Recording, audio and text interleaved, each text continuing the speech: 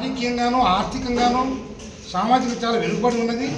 వాళ్ళ జీవిత అవసరం ఎంతైనా అని చెప్పేసి డిమాండ్ చేయటం, దాని గౌరవ డిప్యూటీ స్పీకర్ గారు కూడా పర్మిషన్ ఇవ్వటం, గౌరవ డిప్యూటీ స్పీకర్ మరి ఇంకో మినిస్టర్ గారికి అవకాశం ఇవ్వటం మాట్లాడడానికి, ఇంకో మినిస్టర్ గారు పార్లమెంట్లో ఉన్నదం అది అప్పుడు ఉండేటటువంటి కాలువ శ్రీనివాసులు గారు కూడా గట్టిగా ప్రయత్నం చేశారు. ఇప్పుడు ఎన్డీఏ గవర్నమెంట్ ఉంది, చిత్తశుద్ధితో పనిచేసి అది పరిష్కారం అయ్యేటట్టు చేస్తామని చెప్పడం జరిగింది. ఒక్కొక్కరు ఒక్క విధంగా మాట్లాడుతుంటే అసలైన గిరిజన పరిస్థితి ఏంటి?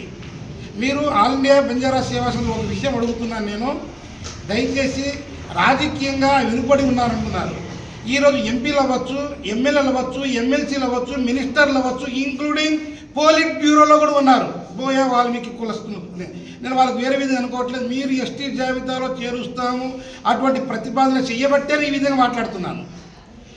అదేవిధంగా ఒక్క ఎస్టీ మైదాన ప్రాంతంలో ఉండేటటువంటి ఎస్టీ కులంలో ఒక్క ఎమ్మెల్యే చూపించండి, ఒక ఎంపీ చూపించండి, ఒక ఎమ్మెల్యేని చూపించండి, ఉంటే వార్డు మెంబర్ కంటే ఎక్కువ, సర్పంచ్ కంటే తక్కువ.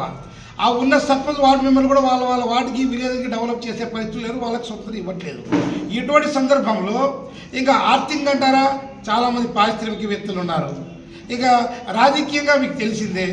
ఇకపోతే అనకూడదు కానీ ఈరోజు హోలీ మామూలు చూడండి, హోలీ మాసం వచ్చిందంటే చాలామంది మన గిరిజన మహిళలు అంటే బంజారా మహిళలు రోడ్డు మీదకి వచ్చేస్తున్న కారణం ఒక్కసారి ప్రభుత్వం వారికి అలాగే రాజకీయ పని ఆలోచించమని చెప్పేసి అడుగుతున్నా. పేదరికమే. స్వాతంత్రం వచ్చి 78 ఇయర్స్ అవుతున్నది. ఎక్కడ డెవలప్మెంట్? అనేక తాండాలు రోడ్లు లేవు, అనేక తాండాల్లో నీళ్ళు లేవు, అనేక సెల్ టవర్స్ లేవు. చాలామంది ఆరోగ్య బాధపడి చెప్పుకోలేని పరిస్థితులు ఉన్నారు. అంతెందుకు ఈరోజు మహారాష్ట్ర తీసుకోండి, కేరళ తీసుకోండి, కర్ణాటక తీసుకోండి, మద్రాస్ తీసుకోండి, హైదరాబాద్ నగరంలో ఉండేటటువంటి వలస కూలీలు చూసుకోండి. More than 90% of the migrants అందరూ ఫ్రమ్ బంజారా కమ్యూనిటీసే.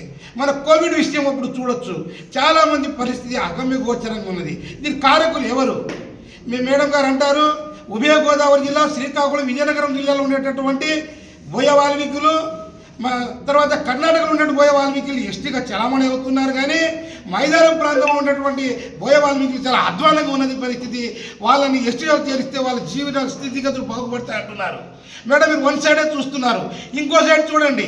మోర్ దెన్ 70 స్టేట్స్లో ఉన్నారు బోయ వాల్మీకులు ఎస్సీ జాబితాలో చేర్చిన సంగతులు. ఎస్సీగా చలామణి అవుతున్నారు. వాళ్ళకి ఎస్సీగా చలామణి అవుతున్నారు. ఇక్కడ ఎస్సీ జాబితాలో చేర్చమని అడిగే హక్కు ఎవరికైనా ఉన్నదా? కారణం ఎస్టీలో ఉండేటువంటి జనం వేసి ఈ సందర్భంగా ప్రభుత్వం డిమాండ్ చేస్తున్నాం. ఎందుకంటే దయచేసి లాస్ట్ టైం ఇదే గవర్నమెంట్ ఉన్నప్పుడు సత్యపాల్ కమిటీ అన్నారు, ఇంకో గవర్నమెంట్ వచ్చినప్పుడు ఎక్సమ్య కమిషన్ ఏర్పాటు చేసి సామ్యుల్ గారి ఆధ్వర్యంలో రాష్ట్ర వ్యాప్తంగా చాలా గందరగోళం జరిగింది. ప్రతి జిల్లాలోనూ జిల్లా కలెక్టర్ ముట్టడి చేయడం జరిగింది. కానీ ఎటువంటి చలనం లేదు. మళ్ళీ గవర్నమెంట్ వచ్చింది, మళ్ళీ యథా రాజా తదా ప్రజ. కాబట్టి అసలు బోయ వాల్మీకులను చేర్చేటప్పుడు వాళ్ళు చేరిస్తే ఉండేటువంటి గిరిజనులు ఇటు మేధా ప్రాంతం మెజార్టీ సభ్యులు ఎవరైతే ఉన్నారో ఎరుకలు అవ్వచ్చు, యానాది అవ్వచ్చు, లంబాడి సుగాలి లేక పరిస్థితి ఏమవుతుందో దాన్ని కూడా మీరు పార్ట్ ఫ్రెండ్స్ కమిటీ అయితే ఉన్న నిధి నిర్ధారణ కమిటీకి కూడా ఏర్పాటు చేస్తే బాగుంటుందని మా అభిప్రాయం. అలా చేయకుండా అసలు అసెంబ్లీలో మీరు ఇష్టం వచ్చి మాట్లాడుకుంటున్నారు. ఎవరికో ఇస్తున్న అవకాశం వాళ్ళు మాట్లాడిస్తున్నారు. అయ్యా మీరు బోయ వాల్మీకులు కనుక ఎస్టీ జాబితాలో చేరిస్తే ఉన్న గిరిజనులకు న్యాయం జరగకపోగా ఇంకా అధ్వాన పరిస్థితిలో తయారవుతున్నారు. ఇంకా మీరు కొండలకి వెళ్ళి గోసులు కట్టుకునే పరిస్థితులు ప్రస్తావించడానికి ఒక ఎమ్మెల్యే కూడా లేరని చెప్పేసి ఈ సందర్భంగా తెలియజేస్తున్నాను. అంతేందుకు ఇవన్నీ చూస్తుంటే ఒక కుట్రగా అనుకుంటున్నా. ఎందుకంటే రాబోయే రోజుల్లో పునర్విభజన జరుగుతుంది అసెంబ్లీ మన శాసనసభలో. దానివల్ల కొన్ని అసెంబ్లీ స్థానాలు పెరగచ్చు, పార్లమెంట్ స్థానాలు పెరగచ్చు. అప్పుడు కనుక ఏమైనా 4-5 స్థానాలు ఇస్తే అవి కూడా బోయ వాల్మీకులకి ఇచ్చేసి ఇవి ఏదైతే బోయ మన ఎరుకల యానాది మన వాల్మీకి మన లంబాడి సుగారి జాతులకి మళ్ళీ అడవులకు పంపే ప్రయత్నం జరుగుతున్నాయి. కాబట్టి నా గిరిజన సోదరులకి అందరికీ విన్నవిస్తున్నాను, దయచేసి మనం ఇలాగే కనుక ఏం అవ్వదులే అనుకుంటే ఏ విధంగా అయితే తెలంగాణలో 1969లో బాగా విద్యుత్ ఒకసారి వచ్చిందో ఇప్పుడు ఒక తెలంగాణ సపరేట్ అయిపోయింది, సాకారం అయిపోయింది.